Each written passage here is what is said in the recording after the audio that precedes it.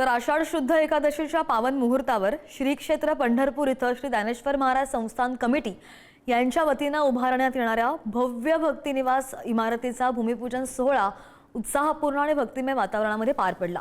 मुख्यमंत्री देवेंद्र फडणवीसांच्या हस्ते भूमिपूजन करण्यात आलं। सोलापूर जिल्ह्याचे पालकमंत्री जयकुमार गोरेंच्या अध्यक्षतेखाली झालेल्या कार्यक्रमाला संस्थानचे विश्वस्त, मान्यवर, वारकरी आणि भाविक मोठ्या संख्येने उपस्थित होते। पंढरपूरमध्ये येणाऱ्या वारकरी आणि माऊली भक्तांना सुसज्ज आणि सोयीस्कर निवासाची सुविधा उपलब्ध व्हावी या उद्देशाने हा महत्त्वाकांक्षी प्रकल्प उभारण्यात येतो।